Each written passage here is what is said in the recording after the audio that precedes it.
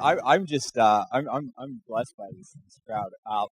Looking out and seeing all these students and all these supporters and friends of the organization. Uh, we're just growing, right? I mean, this is the start of year 3, and God is doing big things or bigly things in the lives of our students and in this state and in our nation through what He started with Forge. I was part of a small college ministry that was a blessing to me in so many ways when I was a student at the University of Dayton. One of the biggest blessings was I happened to meet my wife through that Bible study. So it was another reason, students, to get involved in college ministry. But one of our favorite verses with that small kind of band of brothers and sisters, there weren't a lot of Christians on our campus, but we were really a tight-knit group. And one of our favorite verses, because of kind of the size of our group, was Isaiah 60:22, which says, "The least of you will become 1,000, the smallest and mighty nation. I am the Lord, and in its time I will do this swiftly." And I just want to ask you to keep praying that for Forge, because we really our heart's desire is to glorify God with this and reflect that by loving our neighbor and our communities and our state and nation, right? Well, this is why we engage in the public life. This is why you engage in the marketplace, in ministry, and all these things, to love our neighbor, to love our neighbors in our community and outward, right? To the ends of the earth. And so I'm excited to share with you our mission, which is that, look, we know that today's conservative victories depend on tomorrow's conservative leaders, right? We know that we will never reap what we do not sow. Because of that, Forge creates the next generation of conservative champions.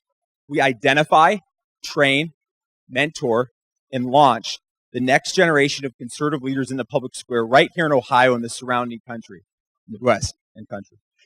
Students, you're joining us on an adventure, right? It's been an adventure with amazing things so far and not such amazing amounts of sleep. And supporters, you are here and you get to see where your investment and where you're participating in this journey with us goes. So look around you, meet these students, and I just want to take a couple minutes to welcome us by showing you the adventure that is Forge. So this is the Forge year. And then the slides behind me are going to help me show you what a year is when a student comes to the Forge Leadership Summit, like the students that are here this week.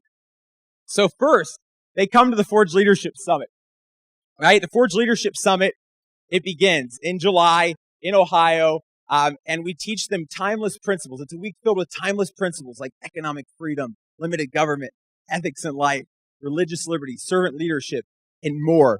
Right, we're teaching them practical skills like media and message crafting, networking, speed networking, which is even faster networking, and public speaking, and more. We take them through a legislative simulation. Today, they had their first experience on the State House. They got to watch real estate representatives actually have a special session that was kind of unexpected until a week ago, and then they later that afternoon found themselves in that very position, passing their own legislation. So they're learning persuasion in that. Now, after the Forge Summit, a select amount of our students who are already over the age of 18, so those who are in the workplace or in college or about to graduate, are selected for the Forge Mentoring Academy. And man, this Mentoring Academy is unrivaled across the country. Our students are wanting to serve through professions all over the place. Business, law, education, ministry, government, politics, and more. And they're all united by that purpose, but we tailor it to them, right? We are matching each of them to a mentor who's doing what they want to be doing in 20 years. So we find them with a mentor. This is one of our Forge fellows, one of our Forge Mentoring Academy students who's in the audience with us, Michaela. And Michaela told me she was really interested in agricultural policy. I'm not going to lie. As my wife who grew up in the country reminds me, I'm a suburban kid, right? So I was like, ag policy. Wow, that's really important. Okay, you're stretching my networks. Okay, how are we going to find a mentor in agriculture policy, right? How do we find a Christian conservative woman who's an expert in ag policy? Okay, let's do it. Next thing we know, through a variety of friends and folks, I get a call from a Kansas number. And it's the Kansas Secretary of Agriculture who calls me and says, "I heard you need a mentor, and I love this program." I said, "Yeah, one of your staffers or intern, one of the folks on staff who on mentor, she goes, well, if this is okay, could I mentor her? And yes, so this is amazing stuff that happens like that with Forge, right? And we've got, I know the next slide will show one of young men who you met last year who helped us run the summit, who's now the assistant to the policy director for the governor of Kansas. This was his mentor, who's the chief of staff for Mark Meadows, a colleague and a friend of our own Warren Davidson here in Ohio. And so these students are in communication with each other as well in this mentoring program, right? Iron sharpening iron. Then these students also 6 months later get to reunite with each other because they're all over the country working jobs and internships. And they get to reunite with each other at Forge 201. Forge 201 is in Washington, D.C. It's the nation's capital. We're immersing them in national policy and politics, learning from and networking with incredible speakers, congressmen, staffers, advocacy groups, cultural leaders, and more. They're learning the why and the how of what they would normally merely see as the what on the papers and on TV.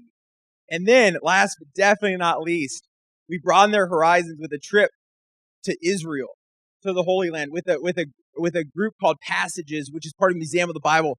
And it's incredible. After completing Forge 101, completing Forge 201 in DC, these students get a once-in-a-lifetime opportunity to come face-to-face with the roots of their faith at the epicenter of international affairs and foreign policy and world affairs. So, that's the Forge year, right? Gosh, the amazing things that God's done through the professional networking opportunities, internships, jobs, and the personal mentors pouring in their lives has just been incredible. So, tonight, you're going to meet some of these very students and these very graduates whose lives have been changed by your support. You're going to hear from a speaker who's going to inspire and challenge us, and you'll also be invited to participate with us on this adventure. So thank you for joining with us. This is our showcase. We're glad you're here. Now, my transition is actually a guy on video, so I can't just hand the microphone to him. So you're going to hear right now a very special testimonial from a Forge fellow, one of our Forge Mentoring Academy students, Jeremiah Martin.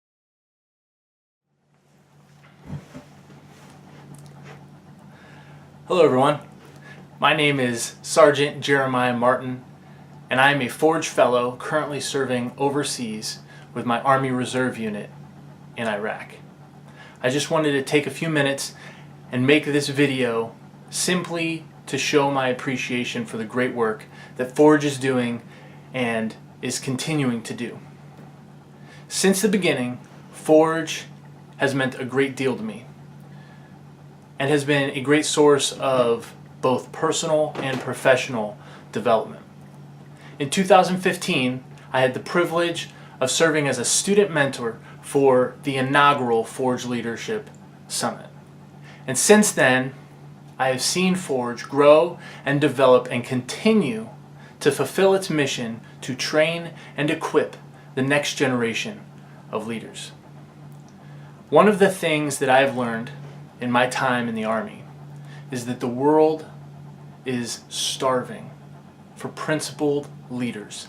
Leaders who lead with integrity. Everywhere I turn, organizations are in desperate need of the kind of leaders that Forge aims to develop. Make no mistake, the training and mentorship that Forge offers has universal application. The mentorship, leadership skills, and even life lessons offered at Forge has served me well, both in the private sector as well as in my role in the military. To the students out there tonight, I encourage you to soak up everything Forge has to offer. I am confident it will serve you wherever you go, whether in business, whether in politics, or any other sphere of influence. And to the donors, partners, and staff and volunteers and everyone who has made Forge possible, thank you.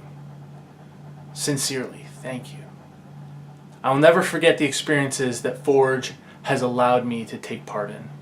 And while I am sad I can't be there with you all tonight, I look forward to seeing the ongoing fruit of Forge and I look forward to interacting with future alumni and partners when I get home later this year. Until then, Godspeed, God bless, and thank you. It's now my honor to hand the microphone off to my father, Mark Josephic, who's going to introduce a very special guest we have tonight.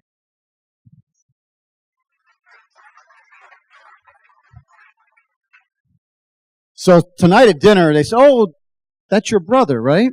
I said, "Well, then his sister's sitting right over here." Remember that one as well. So you do recognize the last name. So donors, thank you.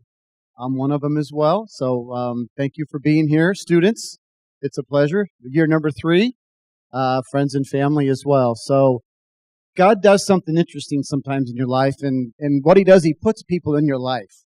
And the hardest thing, I think, sometimes, even at my age, so I'm half 100 plus 4. And so even at that age, you have to be real careful, though, because you've got to be accepting of the people that He puts in front of you. And so that happened to me last August. But there's something that I heard recently that I think I want to relate, and it has to do with a former Navy SEAL and a former Navy Admiral, William McRaven. He gave a commencement speech at the University of Texas. Go Buckeyes, by the way. But he said something in there that I thought was very interesting, and I want the young people in the room to realize this, and maybe even the older people as well, my parents, right? That no matter what age you are, so here's the stat. Ask.com, never really ever used it, but said that in an average American's lifetime, they'll meet 10,000 people. So how many are in this room tonight? So in some ways, all of you just met maybe 30, 40, 50, almost 100 people. You could have done that tonight. So what if you make a difference in just 10 people's lives? 10. And then those 10 people make a difference in 10 people's lives. Didn't that kind of work 2,000 years ago for our Lord and Savior? Don't ever think that it's too big to help somebody else. My wife has showed this to me big time lately with some things we're doing in the city of Dayton. And it is my pleasure to introduce somebody that, ironically enough, we lived in the same city in California at one point in the mid-'80s. We both left college in the investment field. I stayed in the investment field. I've been in the investment field for 31 years. The speaker I'm about to introduce to you decided at age 26, you know what? I want to do something else. This Navy SEAL thing looks kind of interesting. Okay, this is pre-9/11. Didn't really know what he was doing. He made a call to the recruiter on a late night and retired just a year ago, April. Spent 25 years as a SEAL. I stayed in the financial services, but he took a lot different path.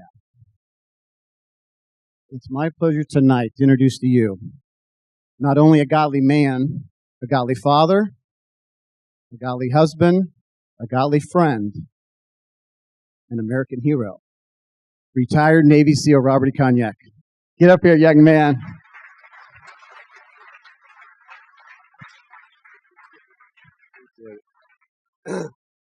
Wow. What an honor to be here. And I tell you, just meeting so many people tonight, I'm very humbled to be here. I'm speaking to excellence as I can see it out there in next generations. And I'm very humbled to be here. And it's interesting how I got here, because, Adam, he asked me, do you believe in the freedom of speech? And I'm kind of taken back a little bit, like I served my country. I mean, I'm fighting for freedom. I'm fighting for the freedom of speech. And he goes, okay, good, because you're speaking for free. So I was like, okay, so you got me there. But I'll say this much though. I would have jumped at the opportunity, and I did jump at the opportunity to be able to come speak tonight.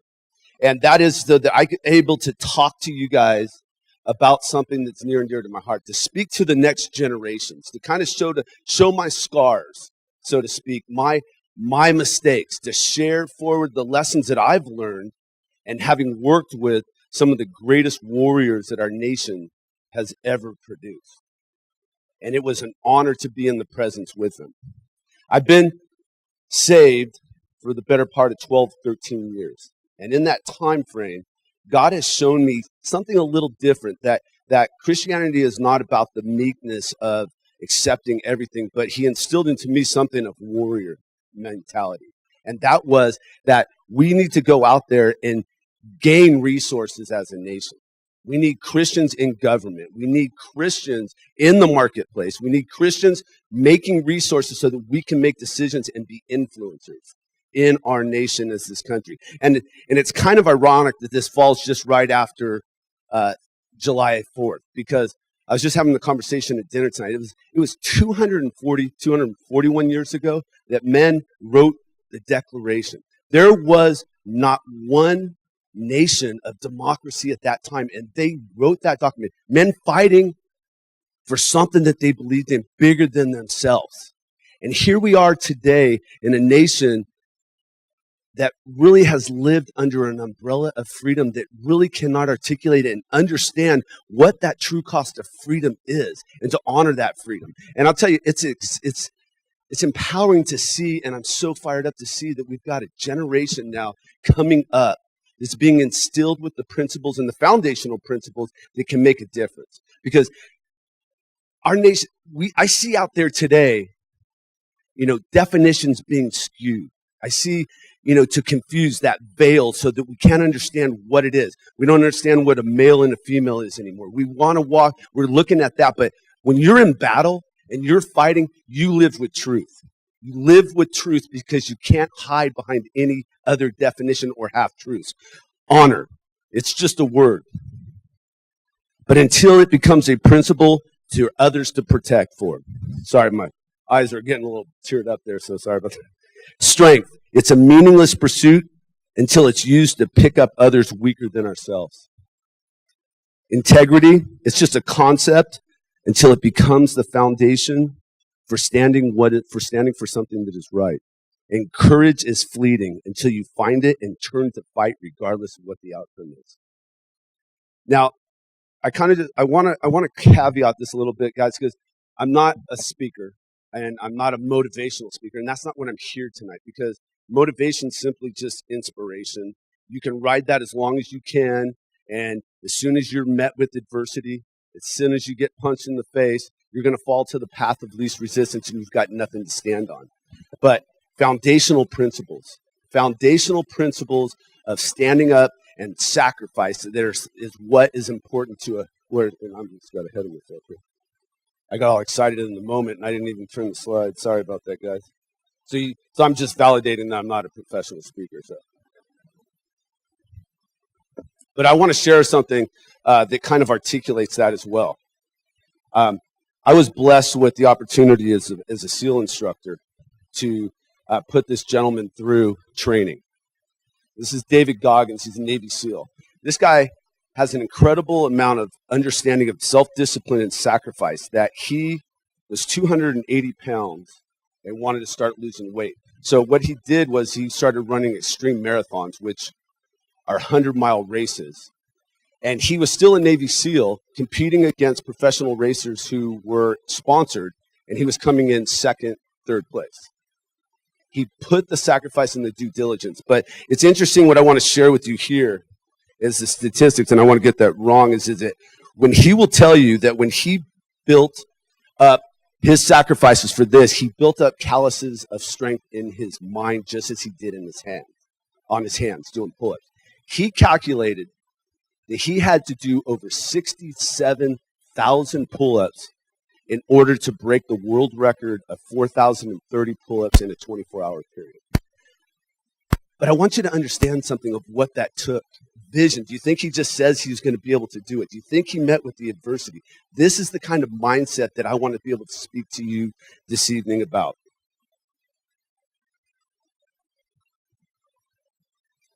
Execution of elite.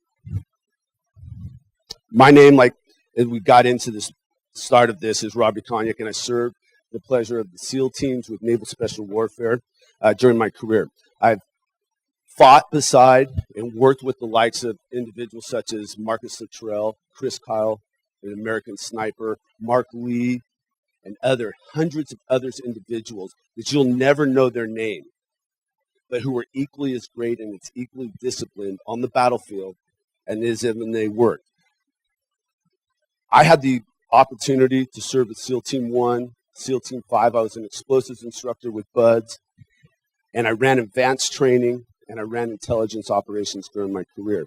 The interesting thing is that I came into the SEAL teams in the early 90s. And at that time, I was fortunate to be trained by Vietnam veterans.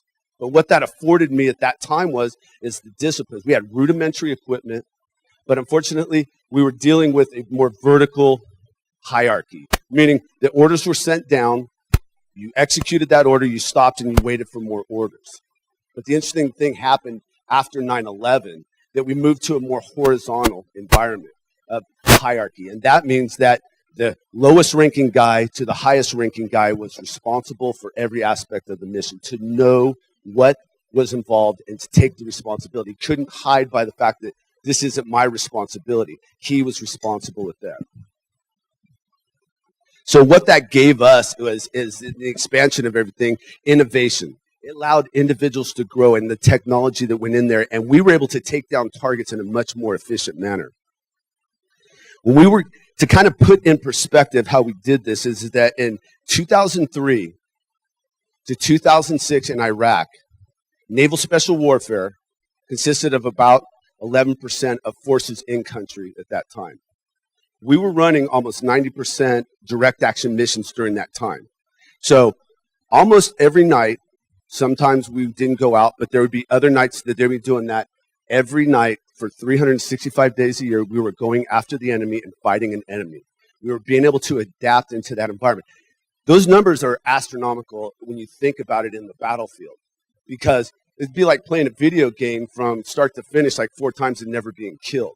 But the adaptability that we gained in this environment said it tonight until 2006. And I don't know if you've ever seen the movie American Sniper, but Mark Lee was the SEAL that was killed in 2006. So from 2003 to 2006, we were running operations almost on a nightly basis and being able to adapt in the tactics of on the battlefield.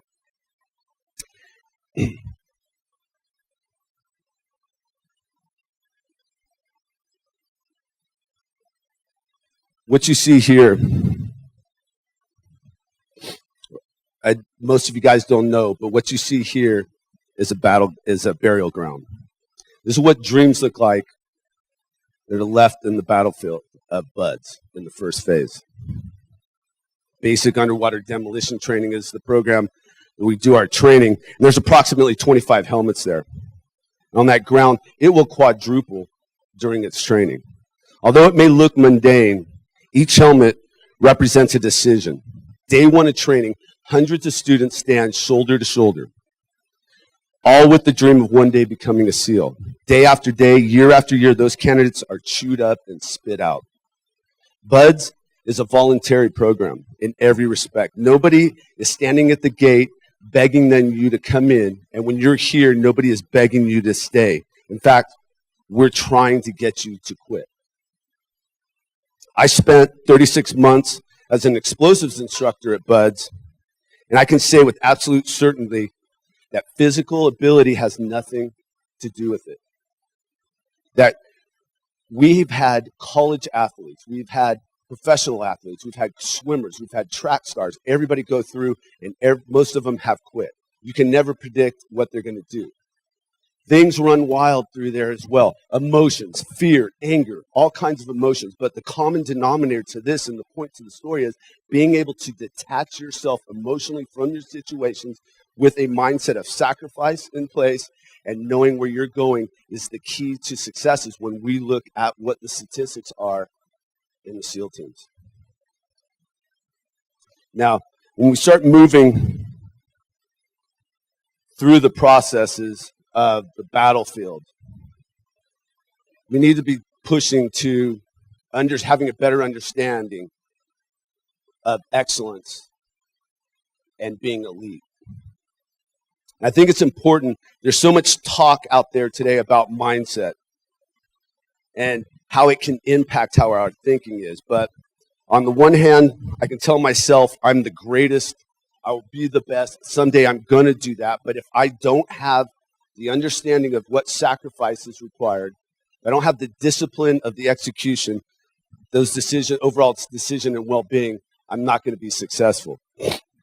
Because when you really think about it, if I live a life of mediocrity, if I expect mediocrity, my life will be mediocre. If I have a life of expectation and performance that's excellent, I will live a life of excellence and conversely being elite.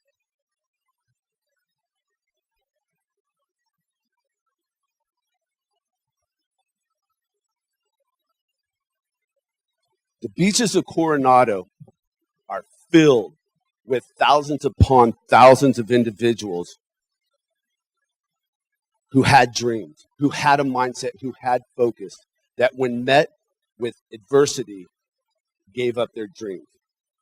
Because it's pretty simple that all mountains will make men and women average if you reach high enough in the mountain. When you're 14,000 feet, there's nobody around. Do you have what it takes to continue persevering up the hill, keep fighting and clawing ahead, or come back down to the masses and be comfortable?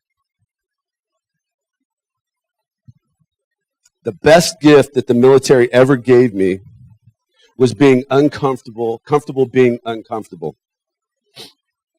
And it really comes down to a choice to emotionally be able to detach oneself from your circumstances and be able to execute the mission.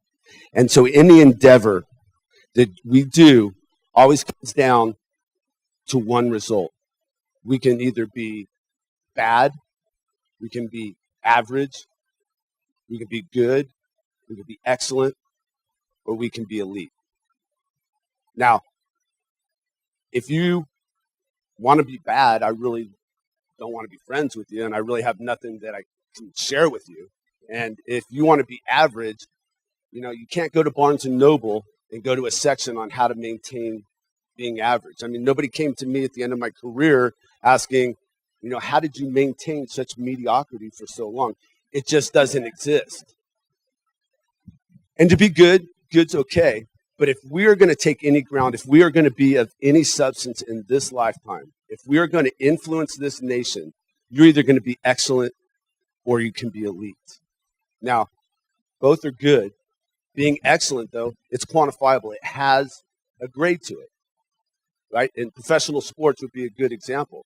We've got the NFL, Major League Baseball, we have hockey, every aspect of that. But in football, the best of the best collectively come together. And the average of that excellence is the new average. But there's two differences come the end of the season. There's 30 teams that did not figure out how to make it to the championships.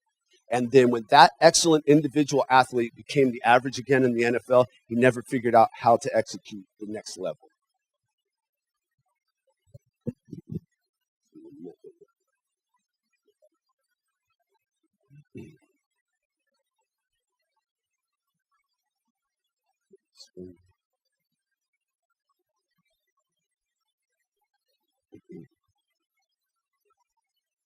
Today, I want to share with you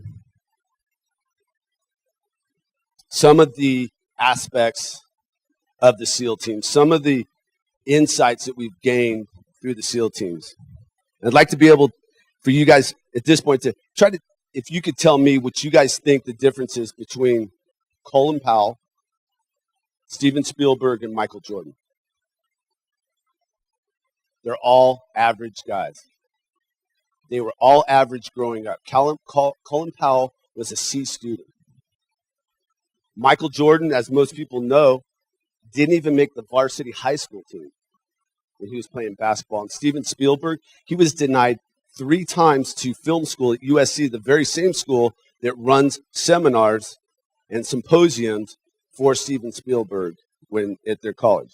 But what each one of those individuals did possess was an ability to have the X factor, the ability to push to become a student of the game. Now, I don't know if anybody's heard of the book 212 Degrees, but it's a little motivational book. And the genesis of this story is that at 211 degrees, Water is hot. It's very hot. But at 212 degrees, boils. And with boiling water comes steam. And with steam, they can move locomotives. But the question really kind of comes down to yourself and to introspection is, what is your 212 degrees of discipline? What is your 212 degrees of execution? What is your 212 degrees of success? And I fall back to the story, and I know I've used the football metaphor, and I'm going to go there one more time maybe, perhaps. But, last August, my son, who's playing his senior year in high school, we went to the state championship and won it. But I was lucky. In August, my son, the football team, got called into the lecture hall. And in that lecture hall, everybody runs in, and there is Michael Haynes, free agent for the New England Patriots and Raider Hall of Famer. There was Eric Allen, from Philadelphia, as well as the Raiders, corner. There was John Carney, Super Bowl with the New Orleans Saints and the Chargers. John Lynch with the Tampa Bay Buccaneers and the Denver Broncos. And then there was Eric Miner, who was at Notre Dame and played with Seattle. And these kids had a panel to ask how to become an elite athlete and what they have accomplished in their football careers. And they had to ask a lot of questions, but one of them really stood out and is Eric Allen. He was asked by one of the kids, like, what made you the greatest corner that makes you think you were the best corner? And he was very humble with that. And he says, I can't speak for everybody, and I don't know that I was ever the best, but I'll tell you what I did do. He goes, every team, before I started the season, I had a binder of every receiver that I was going to go up against. It was 200 pages thick. I had film and I had study. And I studied those individuals every day before the game. And he came up with something because during this era, Troy Aikman, kids probably don't know, and I probably need a younger one, but Troy Aikman and Michael Irvin were legendary quarterback and wide receiver. They were unstoppable. But Eric Allen, through his study, and figured out one thing, that when Michael Irvin stepped into the line, he stood 6 inches outside where he normally stood. And when he caught that, and when he saw it in the game, he broke on that ball and ran it back for a touchdown. And the Dallas Cowboys had to change all their plays. But that is kind of the example that we're exemplifying to be a student of the game, to be excellent, to have that X factor. It requires the study and disciplines far beyond the norms of which we normally expected to perform. How are we doing on time? Yeah, sometimes I can just go in the room. All right. So the question as we kind of built this up is that how do we step into bravery? How do we execute a start point at ground zero? Because oftentimes we fear what we don't know. And there's only one way to gain victory. It's to learn about one's self-strengths, to know where you stand in authority on the battlefield. And that becomes the deciding factor that we find in the military opposed to civilian not being challenged in what you're doing. It comes down to one simple action that will tell you where you stand and having the answers to the many questions that you're challenged with. If you're afraid to fight, go learn mixed martial arts. If you're afraid of heights, go skydiving. If you're afraid to start a business, start a business. Whatever you're afraid of in that next phase of your life, step into your fears. Don't step out there blindly. Obviously, mitigate your risks, but as best as possible, but get after it. Eventually, you'll learn to become, those fears become your strengths.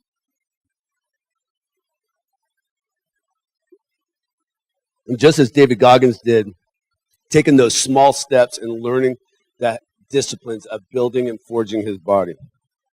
Oh, it's kind of all over the place. Another aspect of this that we're often not faced with is that the killer instinct that we allow ourselves, and it's that quitter instinct. It's that self-talk. It's that you versus you. It's the one that makes you think that it's okay today that you don't push yourself a little further. It's you can back off today. You got this. You gave it your best shot. It's instinctual perspective that says, you can rest now. Do not listen to this instinct. It's a liar, and it wants to bring you down, to give you that opportunity to quit. This is the mirage of instinct that wants to give you an out. It's that collective effort of telling yourself that it's okay that allows us to give in. You need to push back and do not take the easy way out. Do not give up based on that instinct. If you're forced to stand down, to retreat and fight another day, go ahead and re-strategize. But make that decision based on logic and not instinct of surrender or defeat. You need to train and develop and forge that instinct to push yourself beyond your limits and beyond your understanding.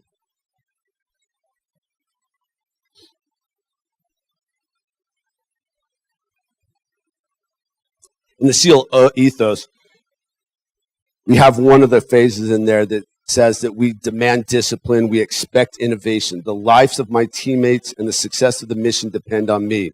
My technical skill, tactical proficiency, and attention to detail, my training is never complete. And one of the phases within when we're in BUD/S is that we have to run inspections, as most people do in the military. And so we have to have inspections every week on our rooms. And if you ever live near a beach, the one thing you'll find out is you can never truly ever get rid of sand. But you will clean your rooms to the best that you can do, and you spend all your time. You sharpen the knives, you bright work, you clean everything, uniform starts, you go through the whole way.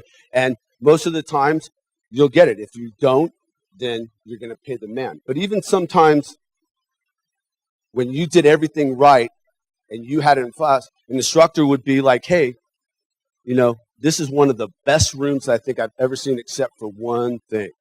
And he'd reach his hand in his pocket and he would pour sand on the floor and go, you got sand on your floor, now go hit the surf, and the beatings would commence. But the moral to this story is, guys, is that when we get challenged like that, when we get pushed through that adversity, even though we're right, sometimes A plus B does not necessarily make C. Sometimes we have to we need to emotionally detach from our circumstances. Not, woe is me, that's messed up, I did what I was supposed to do. Life presents you with these challenges. And one of the things that it taught us is that we had the ability to emotionally detach, is that we could properly assess what the environment presented to us, which proved to be very successful on the battlefield. But it gave us a clear understanding of success on the battlefield. The disruption that could evaluate circumstances, prioritize our efforts, and execute. Still, week after week, we were expected with absolute discipline to not give up, to continually perform at a high level. But the big one is sometimes life just sucks and you have to deal with it. And you have to be able to work through it and be able to get in that. But we demand discipline, we expect innovation, and the technical and tactical proficiencies and attention to detail is far and beyond reproach. My training is never complete. It forges a mindset of being comfortable with being uncomfortable. The facts remain that humans can withstand some of the most unimaginable stresses. But how far can we push beyond our limits, beyond our beliefs? To gain a mindset and perspective, we must be able to detach ourselves emotionally to gain perspective. Just as in combat, we have to embrace the situation. We can mitigate as best we can the adversity that we may fight on the battlefield, but eventually we're going to be met in combat with an ambush. And it's how we can deal with those circumstances in the firefight, that we can detach ourselves emotionally and assess those situations, are the ones that are going to give us the circumstances of success that are the recipes for success. There's something out of control, detach from it.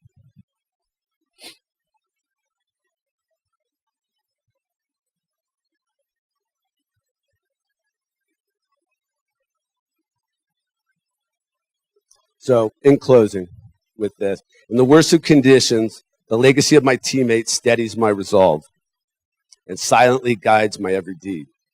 I will not fail. I will not fail is not just a statement, but a mindset. It's a perspective. It's in our execution. It's the art of what happens next when things go wrong and how we're going to be able to work through it. The art of being elite and being in the SEAL teams. How we can execute with such speed and precision is not the key to success, because we could certainly train people to be fast and to be able to execute. It is the ability to be resilient when opposition, when things don't go your way, and to be able to ascertain. That is some of the greatest gifts. We ran multiple missions that went right, but a lot of them went wrong. And the ability for our teams to be able to ascertain the situation and work through it was the execution level of adversity that led to our successes on the battlefield. So one of three things. So with that being said, guys, and I know it had to be quick and it was a little rough, and I know that. But the takeaway here, guys, is that some of these things, three things will happen to you, most of you. You're either going to affirm what I said, you'll either deny what I said, or you're going to be convicted by what I have said. But the question begs to be asked. Are you executing at an elite level, and are you willing to do what it takes to get things done the right way, to persevere, sacrifice with resilience? Are you willing to do the next level? Because it comes down to one of five results, right? You can either be bad, you can be good, average, excellent, or you can be elite. And I thank you for your time. Thanks, Rick. Thanks, Adam. Thank you all, and thanks for the warm welcome. I want to just share a couple things briefly. We heard a macro overview about leadership, and I'm going to talk briefly about leadership. I'm not going to talk about Congress. I'll be around for a little bit if some of you want to talk about that. But, common denominator, leadership. And you look at, Scripture, a people perish without a vision, a people perishes. And so when you look at the vision, organizations require it.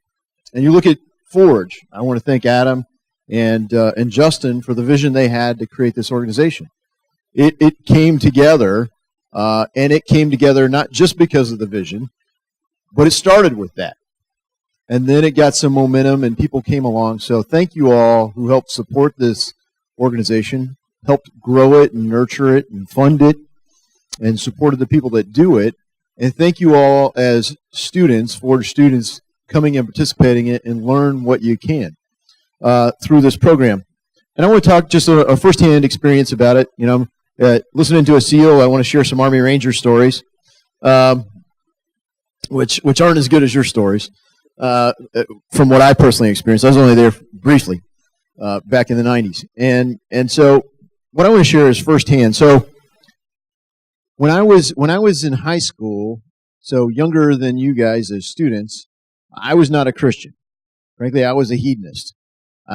My only, as my pastor states regularly, my only struggle with sin was how to do more of it. All right? It was not a good thing. But the summer between my junior and senior year, so coming on 30 years ago, so August 19th, 1987, I wrote down, God, I don't understand all this, but I trust you, that you are who you say you are in the Bible. Roughly that. And I wasn't yet sure exactly what some of the scripture meant. That's why I stated it that way. I can't really resolve. And one of the passages I had read was Isaiah chapter 44. And in chapter 44 of Isaiah, God is describing this foolish person who gathers wood, builds a fire to warm himself, and then carves himself an idol and worships this idol. And that becomes his God. How foolish is that, right? Well, today we find people that don't even go to the trouble to carve the idol. They just pick and choose scripture and create their own God. And I said, well, I don't want to be that guy. I don't really fully understand you yet. And then so senior year started, and a friend of mine invited me to go to Young Life. So Young Life's a youth group organization. Some of you guys may have heard of it or been part of it. Well, I went there and I was like, wow, there's more Christians in my school than I realized. But what I saw is a lot of people that really lived kind of the same way I did. I was like, hey, this isn't too hard. This is pretty good. So they talked about it, and that was kind of going through. So as a new Christian, I wasn't connected to a church or anything. That's something that I saw, and I appreciate my friend for leading me there. It made me start down a path that was better. But here's what changed in my life, and this is a story that I want to put a little emphasis on. So, as I graduated high school in 1988, a little while ago, went to a graduation party. Well, my best friend growing up is, I grew up on 512 3rd. My best friend grew up on 512 2nd. He's black, I'm white. Huge defensive end sized guy. And our other friend, Gene, he was our point guard for a basketball team. He's black. His dad was the pastor of the AME church in our town. My other friend's, Catholic guy. So these guys are good, relatively good Christian guys, different doctrines. Part of led Gene and John. Nish and I, the 512 guys, we were the hedonists. So we're going to go to this graduation party. We walk up, and two guys that are at least my age now, drinking alcohol, and just one guy puts up, drinking long neck beers. Walk up, and we're walking up in a group of four. Puts a finger right in Gene's chest. I know who you are. You're that point guard from Sydney. And Gene just kind of backs away, and he's like, "Hey, man, some people invited us to this, and we apparently got the wrong spot. We're just going to go ahead and leave. I'm really sorry." Goes to leave and is apologetic. He's our point guard. So we go to turn, and Nish turns his back, but the other guy goes to swing a beer bottle to hit him in the back of the head. He squares off and says, "Hey, we said we're leaving." So in comes a mob and starts tackling. Next thing you know, we're in a fight. All I saw is somebody pull me around. I see a fist, bloody nose. We make it to the car. I was not driving, thankfully. Gene was. And people are beating on the car, shaking the car, trying to stop us, still hurling insults, racial insults, and others. And I was not being very helpful to my friend Gene. I've never had rage like that, personally. I was screaming, "Run him over, Gene, run him over." And I don't doubt that I would have if I were driving. I may have been running them over until the car couldn't run over anybody else, or I'd found them all, or the police stopped me. I'd probably still be in jail if I were driving that night. So we got away from that experience, and I asked Gene, I said, "Gene, this happened to you first. Weren't you angry? All this stuff going on, weren't you scared? I mean, I'm fuming. I don't know how you take it. How did you go like 3 miles an hour through the crowd and stay so calm?" He's like, "Yeah, man, I was scared, and yeah, I'm angry, but all I knew how to do was pray." And I was like, "Wow, that's a really different kind of faith than what I have personally right now." So that would have been, the summer of '88, not quite a year after I had come to faith. And I just want to point out, the real difference there is deeds versus words. So what I saw Gene live is when the cards were down, when the spot was tough, what are you going to do? Are you going to quit? Are you going to be somebody that you say you're not? Or are you going to live what you believe? And I saw Gene, in that moment, live his faith. Deeds, not words. The words help. We're supposed to tell it too. But it doesn't work all the way when you don't have the deeds. And I think that's one of the most important lessons I could share with anybody. It's something I saw my friend Gene Johnson live out. And I hope that every single one of you live that out. And if you do, not only will you reap an eternal reward, we will indeed see our country turn back to the path that made it the world's land of opportunity. And so may God bless you, and may God bless the United States of America.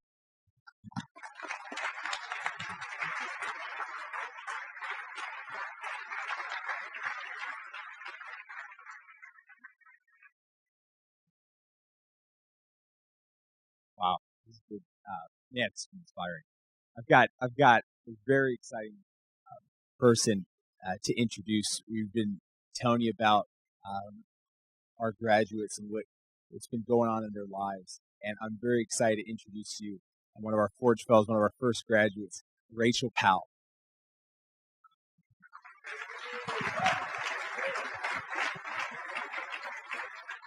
Good evening, everyone. I just want to say thank you all for being here. As one of the first Forge graduates, I really appreciate everyone showing up.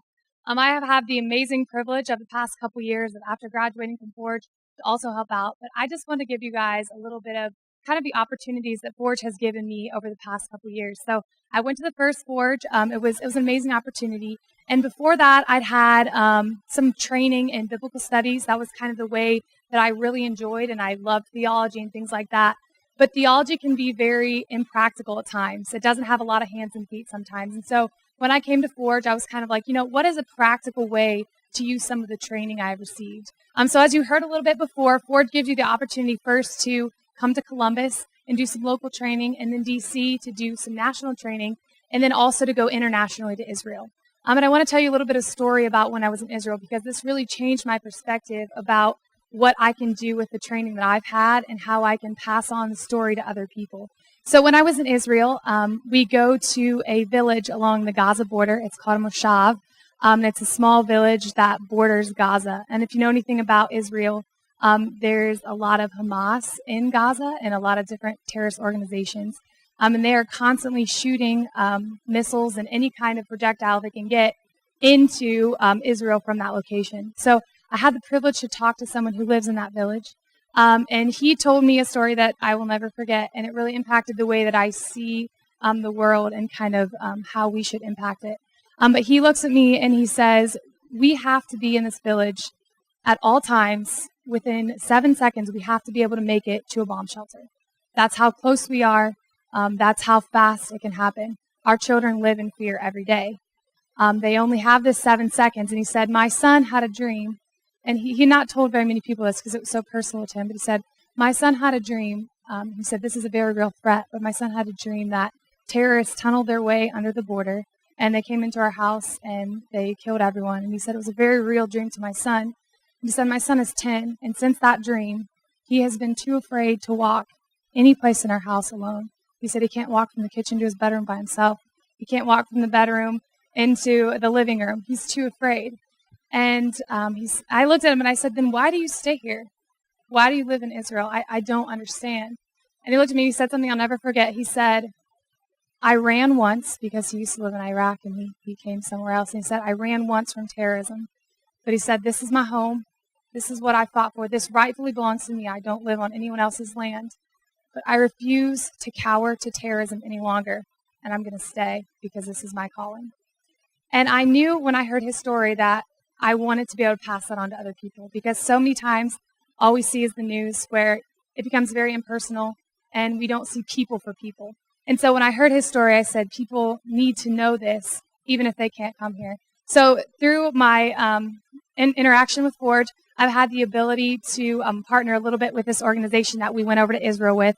And I've had the opportunity to share with their students, because they take 2,000 students a year over to Israel. I have the opportunity to share a little bit with them to expand their horizons on this story, and then also through social media to tell all of you in a way about what's actually happening in the Middle East. So that's been a passion in a way that Forge has given me the opportunity to kind of further the story and in a way pass it on to all of you. So thank you so much as friends and donors of Forge for giving me the opportunity to be involved in something that I'm really passionate about. So thank you so much.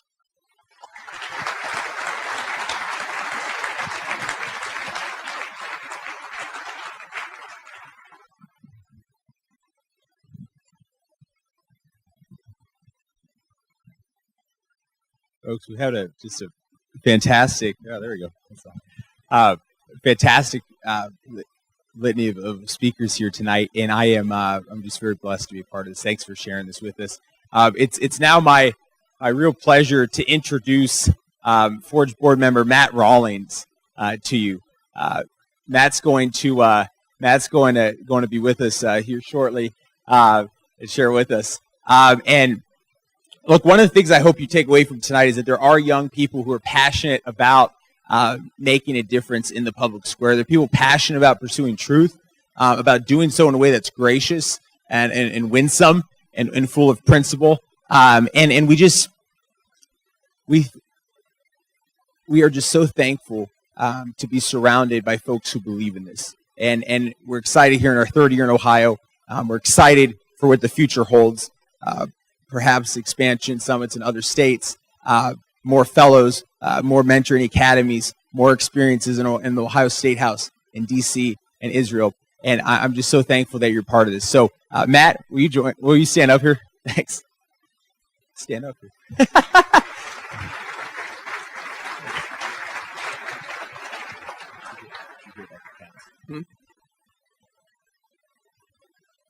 Good evening. They always give the lawyer the task of asking for money, don't they? That's because they know we have no soul. I actually, in that strange position, I actually went to seminary and then I went to law school, so I'm both a minister and a lawyer. So as I told people last year, the good thing about that is I have a special place in eternity no matter where I end up. So, but I grew up in the 1980s, which, if you don't know, research has shown was the greatest decade ever, period. I can prove it. Ronald Reagan was president, and Clint Eastwood was mayor of a city in California, which means Dirty Harry had his own police force. And growing up in the 80s, going through that time, and then when I was 22 years old, I worked on a congressional campaign, a successful congressional campaign back when Newt Gingrich led with Contract of America and took back the House of Representatives. And so I went to Washington, D.C. in 1995 and spent 2 years on Capitol Hill when Gingrich was Speaker. And what I saw there was that conservatism always moves forward when it's clear and compelling. When the message is clear and compelling, and you have the right messengers, conservatism moves forward. I've watched the last couple of election cycles just in shock and horror, to be honest, and not just the fact that I watched, the people on Occupy Wall Street and Bernie Sanders fans text out on their iPhone why they hate capitalism, which means they don't get irony. But anyway, watching all this it's become very clear to me that conservatism has become muddled. That you can't find somebody who can really define what conservatism is. Back in the 1980s, you find a conservative. Conservative is a guy who, or a girl who subscribed to National Review, and the only thing they watched on PBS was William Buckley's Firing Line, and and that's who they were. Today, it's a little more vague. And so how do we change that? How do we get back to the place where conservatism is something that everybody understands? They understand why more freedom is good, why capitalism is a force for good, why America is a force for good. And it is. I know some of the students here heard from my former boss, Bob McEwen, this week. And, Bob, I've heard the speech that he gives many, many times. And he's the first one when I was 20 years old who taught me, where do most missionaries in the world come from? America. Where do most mercy missions come from? America. My son just got back from a medical mission trip in Guatemala with students from Liberty University. And that was just one of literally tens of thousands of Americans who do that every week. This is a force for good, and it's partly a force for good because we have the freedom to do that. We have the opportunity to do that. We have the resources to do that and to preserve that in the future so that my son grows up in the kind of America that I grew up in. It's going to be because of these young people right here. And it's going to be because they got the training they need so that they can be the messengers who put forth that clear and compelling message in the future. That's what's going to happen. That's what Forge is all about. And so And I've got to delay a few minutes because they were short on pins, so they're going to get pins for your little. If you see in your seat there's a little card that should be there with an envelope. And I just want to walk through that real quick. What we want, first and foremost, if you would give us your name, address, phone, email. We're not going to sell it to anybody else or any of that kind of nonsense. You're not going to have any of that kind of stuff. We'll keep it, we'll keep it secret. I mean, I would sell it, but I don't have the power to do that. So Adam won't sell it. So he'll keep it secret, but so that we can put you on our mailing list and put you on the email list, let you know what's happening with Forge as we move forward. And then what we really want you to do also is to invest in this leadership network. And you've just got to ask yourself this question: how much is the future worth to you? I mean, that's the question. How much is the future of this nation worth to you? Is it worth $100, $250, $500? What is it worth to you? And I will fill one out myself. I was not going to pitch. I will do it myself because I believe in this. And it's not just because I believe in Adam and Justin and all the people connected to this, everybody I serve on the board with, like John. It's not just that. It's because I believe in the program. I've seen it over the last couple years. I have seen it. I've helped young people connect with mentors. I have watched them thrive. I have watched them go off to work on presidential campaigns. I have seen them do this. And Saturday, when I get the privilege, Lord willing, of speaking to you all, I'm going to speak a little more about those experiences and how we learn from them and how we continue to grow.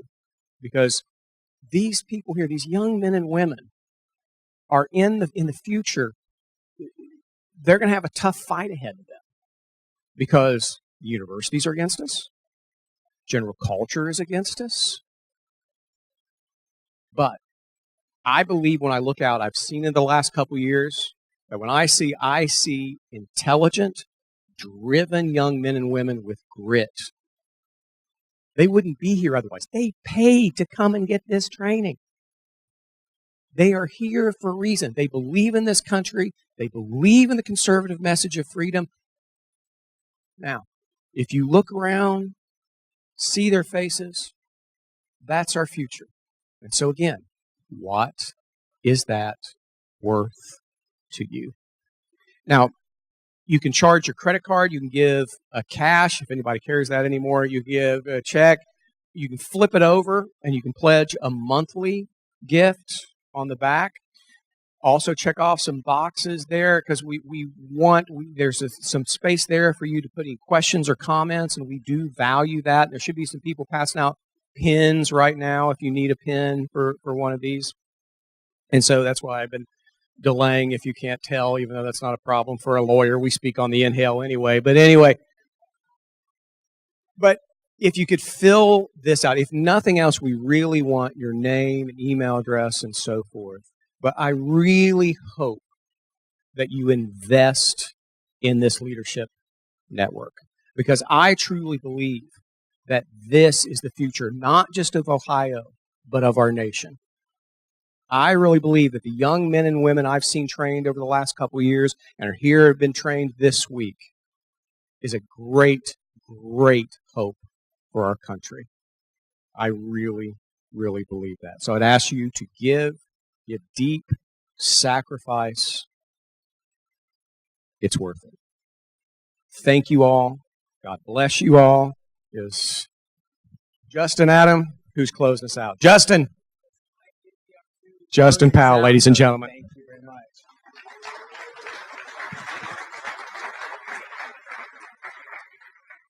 So this last year has been an absolutely incredible adventure with Forge.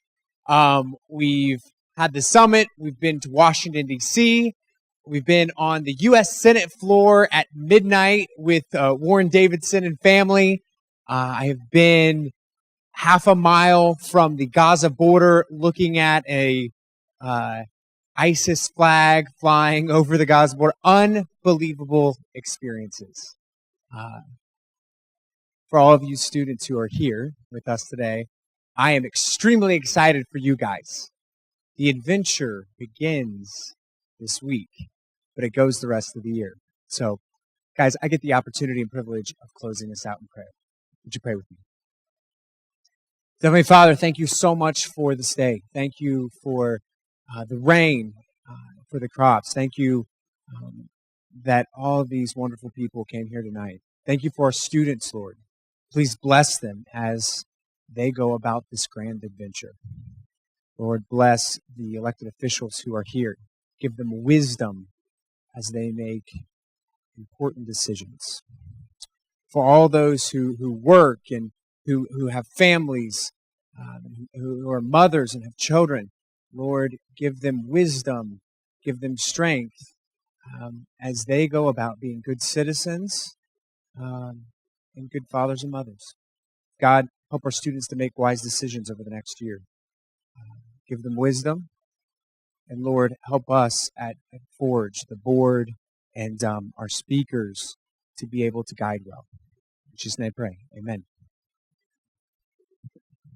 Folks, if you've been so kind as to fill out one of those cards or those envelopes, we've got students with student mentors with manila envelopes that will collect those for you at this time down those rows. So you can find one of them, big manila envelope. It's kind of hard to miss manila envelope, right? So we're going to be breaking for you're going to have dessert. We've got a wonderful dessert buffet out there. I want to thank the Powell family for setting up the dessert reception. An incredible job. We were so blessed by that, and absolutely. And I'm being reminded, if you don't want to fill out the credit card information, you actually have the opportunity. See Amy and Rachel right back there? Wave, Amy and Rachel. You actually can swipe the credit card back there, so you don't even have to fill out 16 digits. It's really, look, it's all about innovation, as Robert said. So, all right, folks, thank you so much. Enjoy the desserts, and thank you for being